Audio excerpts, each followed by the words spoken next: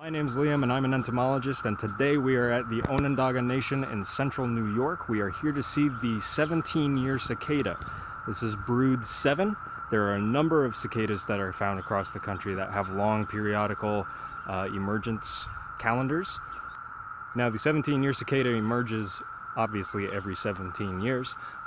Brood 7 is expected to go extinct in the next couple of generations, so we're not going to do any collecting today, but we are going to take a look at some of them and see what we can learn about them, see what they're doing in their natural habitat. We're going to take a look underneath this maple tree, see if we can find any. I'm really bad with trees, so if this is not a maple tree, somebody please correct me in the comments below. Now you can see a couple of them are emerging. Some of them have already emerged here. Now the 17-year cicada is actually an insect that I've wanted to see since I was about 5 or 6 years old. First read about them in an insect encyclopedia. The link for that book will be in the description box below. These are fascinating creatures with a very long gestation period. Completely harmless. They're actually kind of cute. Here you can see 3 different stages of the cicadas as they are emerging. Right here you have one of the cicadas that is about to emerge. You can see some of its organs on the inside. Yep. And then here we have one of the cicadas emerging out of its last final instar. And then you have the adult stage right here. And he is all sclerotized, he's hardened, he is, whoops, that's okay, he'll make his way back up. Here's the full-grown adult. They're a lot smaller than I expected them to be, but they are still pretty cool.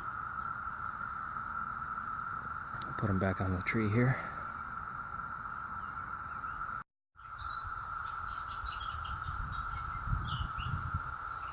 Here's a nymphal cicada emerging as an adult.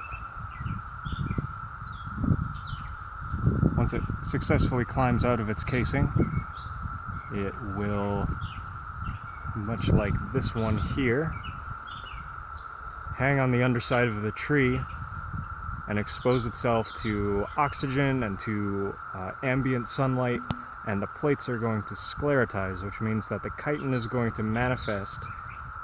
It's going to harden, and it will have its full exoskeleton created.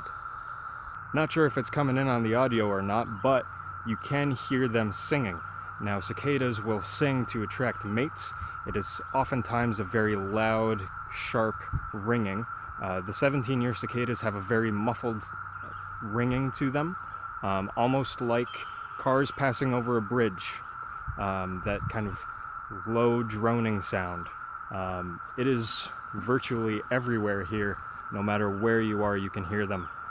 Now here we've got an empty shell of one of the final instars of the cicada before it emerged as an adult. And you can see the seam line where it emerged from. Now these are subterranean, and they have very large forearms. These are called fossorial legs, and what that means is that they're allowed to dig around. You'll find very similar forelegs on other insects like mole crickets, certain species of scarab beetles. This is a pretty widely used forearm in the insects.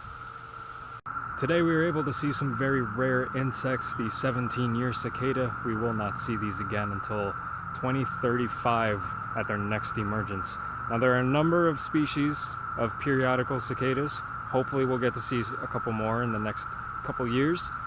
Until then, stay curious.